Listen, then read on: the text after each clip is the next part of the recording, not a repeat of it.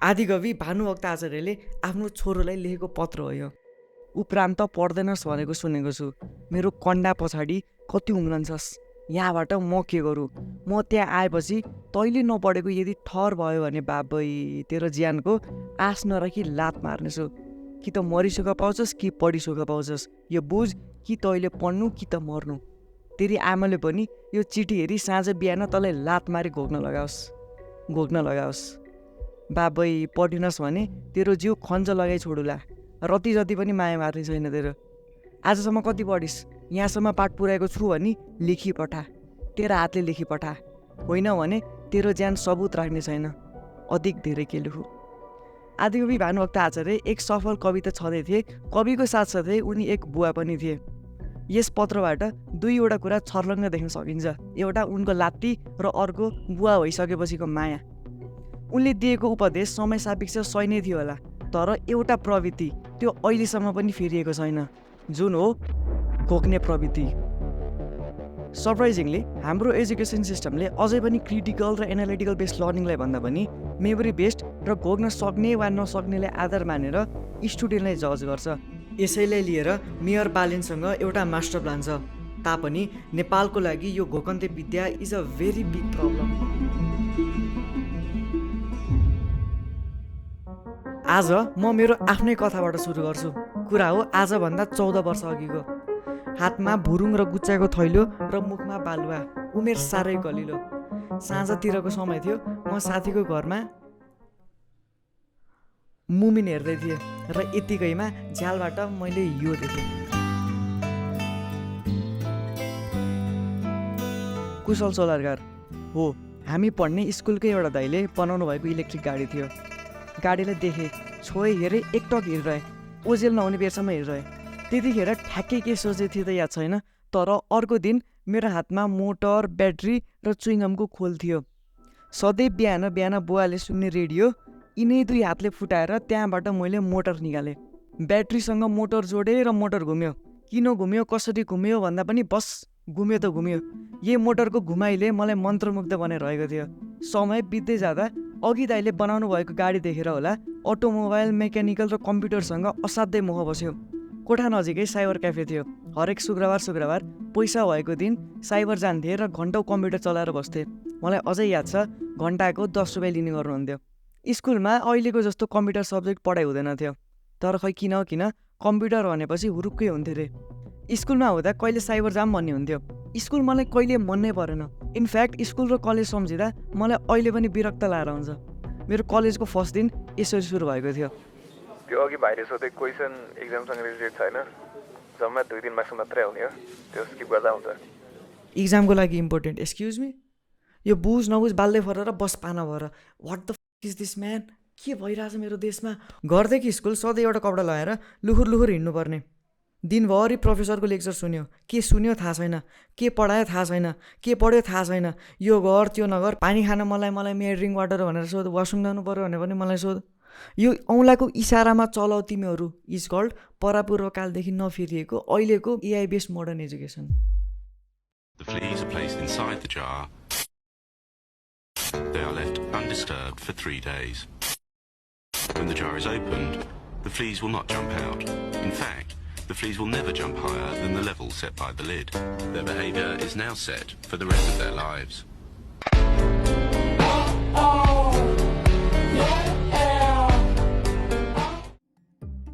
बाटुलो चौतारी हुन्थ्यो, ठुलो पिपलको बुटो, सर र हावाको सुस्केराको आवाज। हावा चल्दा पात हल्लिएर आउने एम्बियन्ट साउन्ड सुन्दै पढ्न पाइन्थ्यो। बिचमा गुरु, वरिपरि शिष्यहरू हुन्थे। यसलाई गुरुकुल भनिन्थ्यो। ज्ञान दिने, शिक्षा दिने, कसरी सिकाम, कसरी अब्बल बनाम भन्ने मात्र गुरुको ध्यान हुन्थ्यो। तर अहिले गुरुकुल त केवल स्कुल र कलेजको नाममा मात्र सीमित भयो। एजुकेसन भनेको त अहिले इजी मनी बिजनेस भयो। महिनाको 20-30 हजार तलब खाएर फन्डामेन्टल अफ बिजनेस सिकाउँदैछन्। नो हेट, तर जो मान्छे जो आफै फाइनेन्सियली स्ट्रगल गरिरहेको छ उहाँले बिजनेस के सिकाउनु होला? उहाँबाट के आश गर्ने? केही काम लागेन, म चारैतिर नालायक भयो भनेपछि पढाउने हो र होइन नि। त्यो त पढाउनु भने त सबभन्दा ठुलो काम हो, टाइम पास गर्न जाने त होइन नि। थोरै एकैछिन पास्टमा जाउँ। नेपालमा स्कुलको कन्सेप्ट कसरी विकास हुँदै गयो त सुन्नुहोस्। पहिला नेपालमा स्कुलको नामो निशान केही थिएन। गुरुकुल शिक्षा त भइ नै रहन्थ्यो, तर अहिलेको जस्तो स्कुल थिएन। जङ्गबहादुर राणाको पालामा नेपालको पहिलो स्कुल दरबार हाई स्कुल खोल्यो, जसमा राणा परिवार, धनीमानी र हुने खाने मात्र पढ्न पाउँथे। तर पछि घडीको सुई घुम्दै जाँदा देव शमशेरले आम जनताका छोराछोरीहरू सबैले पढ्न पाउने प्रबन्ध मिलाए। छिमेकी देशमा ब्रिटिस राज थियो। काम गर्ने, होमाहो मिलाउने, जे भने पनि हस् भनेर मुन्टो हल्लाउने सक्षम र अनुशासित म्यान पावर चाहिएको थियो। र कथामा इन्ट्री हुन्छ एक ब्रिटिसर्सको, जसको नाम थोमस बेबिङटन म्याक्युले थियो। म ठौकाका साथ भन्छु, हामीमध्ये कुनै एकले पनि उनले बाटोमा एक्लै हिँडिरहेको देख्दो हो त हर्प साम्पाङले बटुलेको ढुङ्गा टिपेर उनलाई यो आवेश किनभने अहिलेको एजुकेसन सिस्टम उनले डिजाइन गरेका थिए। भारतले उक्त सिस्टमलाई एडप्ट गर्दै गयो, जसको हावा नेपालमा पस्न खासै समय लागेन। बरु सोही ढाँचा नेपालले पनि हुबहु नकल गर्यो र आज 169 वर्षभन्दा बढी भइसक्यो। ढलेको सिङ्गो उठाइएन, स्वरूपमा परिवर्तन गरिएन। चलिरहेछ क्यार्न फेर्ने हो भनेर आलटाल गरियो। रिफर्म गर्न कोही पनि अघि सरेन। अनि बिचरा विद्यार्थीलाई पनि कहिले 12 कटाम भन्ने हुन्छ। जति सक्दो चाँडो नेपालबाट उम्किन खोज्दैछन्। एनओसी लिन शिक्षा मन्त्रालयमा दिनौँ घुइँचो लाग्ने गर्छ। पासपोर्ट लिनको लागि भुइँमा खुट्टा हुँदैन। सुन्दा गफ लाग्न सक्छ, तर कुरा साँचो हो। म यो भिडियोको केही पार्ट खिच्न त्रिपुरेश्वर गएको थिएँ। त्यो भिड, त्यो लाइन, ओ भाइ, बरु भानुभक्तको लात्ती खाइएला, तर त्यो भिडमा नो चान्स। आखिर बाहिर विदेश जाने क्रेज किन बढ्दैछ भनेर मन्त्रालयले केस स्टडी गर्दैन।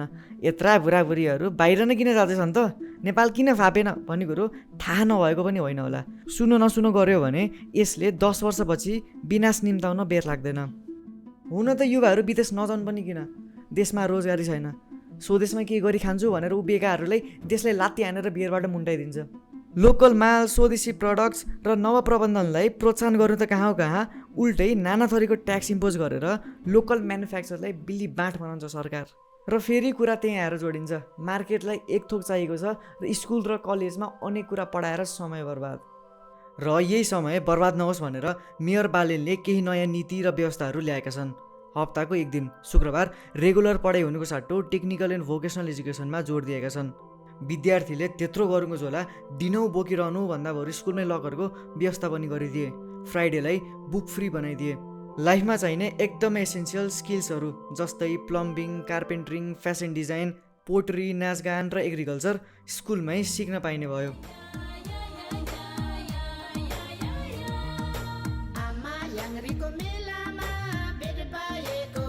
यी एक्स्ट्रा कुराहरू पढाइमा मिसियो भने पढाइ र इक्जामको बोझ रियलाइज हुँदैन र हेल्दी इन्भाइरोमेन्टमा विद्यार्थीले कुराहरू बुझ्न पाउँछन्। र अब यो पढाइ र कम्पिटेटिभ इक्जाम्सको कुरा गर्दा सुसाइड कोरिलेट भएर आउँछ, किनभने यसमा प्रेसर मिसिएको हुन्छ। स्कुल, इक्जाम र पढाइको प्रेसर सबैले यी बर्डनहरू झेल्न सक्दैनन्, जुन कम्प्लिटली नर्मल हो। नेपालगञ्जकी 15 वर्षीय प्रतीक्षा शर्मा, पाल्पाकी सरिता राणा र श्री रामा विद्यालयको एक किशोर, यी सबैमा एउटा कुरा कमन छ, एक्जाममा फेल भएको र घरमा बुवा आमाले गाली गर्नुहुन्छ भनेर तिनीहरूले एक्सट्रिम कदम चाले। They committed suicide. र यो एजुकेसन सिस्टम इफिसियन्ट नहुँदा हामीलाई के फरक पर्छ र? हाम्रो अल्टिमेट गोल के हो? यो सबै सङ्घर्ष आखिर के का लागि? पैसा पैसा पैसा? गलत।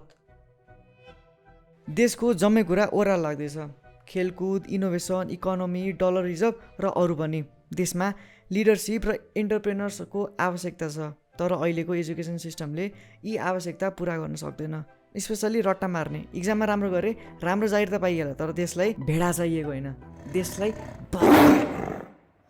Mitochondria is the power of the cell मात्र जानेर खासै केही नहुँदो रहेछ। अस्ति एउटा म्यानेजमेन्टको भाइ मसँग आयो, दा यो क्रेडिट भनेको पैसा झिक्ने कि राख्ने भनेर मसँग सोध्दै थियो। ब्रो, उसले दुई वर्ष म्यानेजमेन्ट पढेको, अब यस्तो तालले देश गुरुमै डुब्छ। हाम्रो बरु पहिलाको education was far more superior. Just imagine, Hanuman चालिसामा एउटा लाइन छ, जुग शस्त्र जोजन पर भानु, लिलियो ताही मधुर फल जानु। अर्थात् यो लाइनले हामी बसेको पृथ्वीदेखि सूरजसम्मको डिस्टेन्स एकदमै सटिकताका साथ भन्छ। तर अहिले 2 गुणा 2 4 निकाल्न क्यालकुलेटर भएन भने दम बढेर आउँछ। एजुकेसन सिस्टम समय सान्दर्भिक भएन। हामी सबैको चाहना सिस्टममा रिफर्म चाहियो, संशोधन चाहियो, अङ्ग्रेजीमा भन्दा एमेन्डमेन्ट चाहियो। र यो चेन्ज लिएर आउन गाह्रो पनि होइन। विज्ञ बोलाउने, इन्डिपेन्डेन्ट एक्सपर्ट्स बोलाउने, देशलाई चाहिने आवश्यकता बुझ्ने र प्राथमिकतालाई चिन्ने। यसको असर आजको भोलि नै देखिँदैन, समय लाग्छ। परन्तु भोलिको दिनमा देश दुर्घटना हुनबाट जोगिँदा आजको दिन सम्झिएर मनलाई शीतल आओस्। 14 वर्ष अगाडिको कथा केवल मेरो मात्र होइन, हामी सबै नेपालीको, जसलाई केही फरक गर्न मन थियो, केही भिन्न गर्न मन थियो, तर उसले गरेन।